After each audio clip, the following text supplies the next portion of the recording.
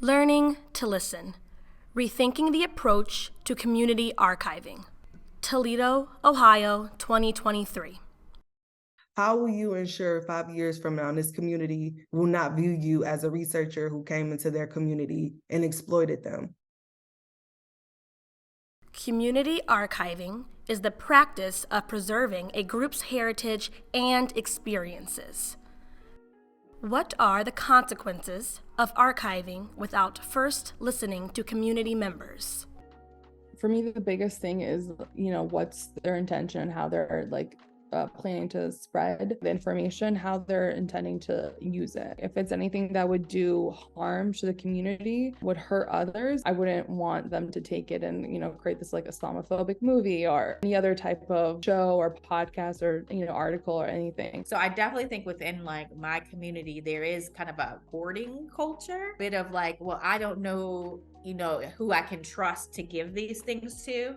And so I know over the last maybe 5 or 7 years, I've been trying to get many of these organizations to have some faith and trust in the library to be able to properly preserve those things and that history, knowing the full story and what people are really comfortable sharing publicly are two very different things. Throughout the United States and throughout the world, disability history is not super well represented. It's something that's becoming more well known and people are starting to talk about it more, but I think it's definitely something that can be highlighted more, really seen as, because to me, it's a really rich part of Toledo's history.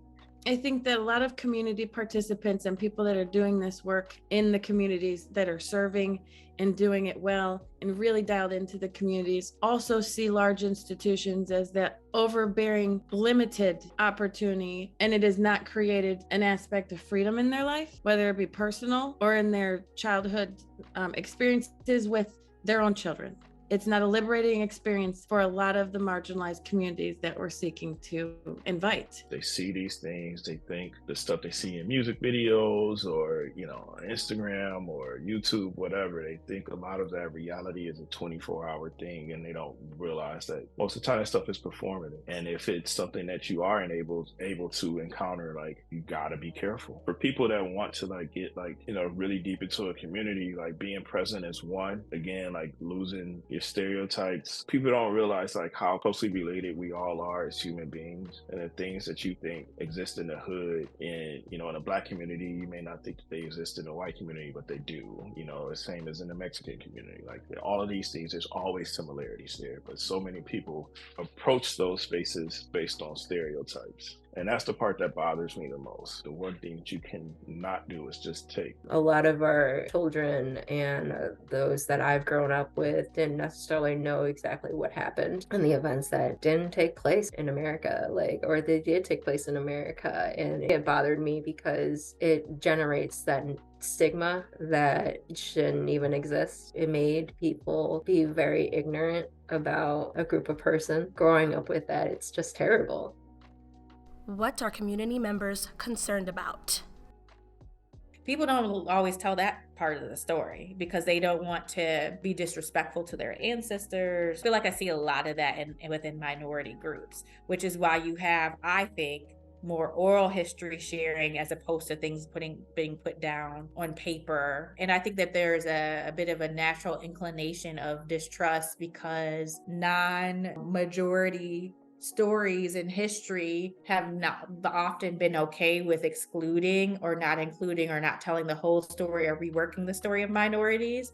And it's we're living that nightmare right now because what little we do have is trying to be cut out. If we don't get these narratives out there and really change public perceptions of people with disabilities, especially in how they were thought of in the past, that can influence our future. The more positive light we can shine on the lived experiences of people with disabilities, whether or not it's positive, the more information we can share so that we don't repeat the same mistakes in the future. Sharing these histories is really important so that people can be more well-rounded in what they know about the world around them and especially their community locally. We got to do better as just a society, relaying history and archiving Black history specifically, because it is something that hasn't been archived correctly. We don't have a lot of, written history. A lot of Black people are seen as a pawn for performing, football players, musicians, artists. There's a lot of things that need to be captured.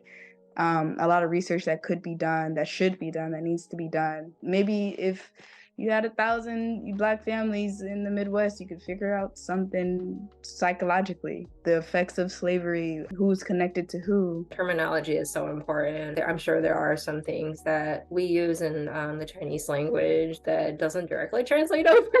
Or maybe there are some objects that don't have a name in English, but I would try to keep that integrity as well. Whether or not you want to use the pinyin for that, you don't necessarily even have to use the actual characters, just use the opinion and make sure the pronunciation is there. I just feel like there needs to be more awareness of it to actually know the true history of the Asian culture. Like, it just needs to be more accurate. So I know overall, like, stepping back in the Latino community, it's really important, especially because I think it's seen as a way as not just preserving but protecting who we are and not losing, our identity or originality in it. People maybe migrating over here or coming over here sometimes seems like such a historical context, but it's not. It's a present one. So I wish those stories could be told, like figuring out, why did you choose to come over here? What did you leave behind? How do you personally make sure that you don't lose your cultural identity? So how are you preserving your own traditions? Because you're now in a completely different place that doesn't speak your language or cook your food, or sometimes even sell the ingredients so you can cook the cultural recipes at your home. And I still think there would be a concern of who's going to access this information and what it will be used for. Is it going to come back to haunt me? Are you portraying that I am one of multiple stories and not making sure the culture's getting kind of clumped together? I always say it matters to me who is behind the camera, who took my picture really tells you who I am, who I trusted to give my face to. And for the Native American community, specifically capturing images was something that they never wanted. So as a sacred tradition, some people choose to not have their picture taken at all. I think it's, I think in areas, especially in like areas that have dealt with poverty, for instance, having something physical, that ownership is still like worth its weight in gold. It's not something that can easily be taken away. So the fact that a digital archive can be created, but it's not as important to somebody, I would say, above the age of 50 right now. Them having something physical, a newspaper clipping, a photograph, a DVD with some stuff stored on it, that stuff is so important to them because it's real ownership. The fact that they can have a website filled with all of this content on here doesn't make any sense to anyone that's of a certain age. What's it for? How's it going to be used? How's it going to be preserved? Are we putting time into something that's not going to get anywhere? That's happened too, especially after 9/11, and not necessarily outsiders. I remember some Islamic organization were putting some documentary together and did all these interviews, and then we never heard any more about it. So I don't know if they ran out of funding or if they lost interest. That's okay. I mean, nothing was harmful, but you learn. Leading with listening empowers communities to tell their stories.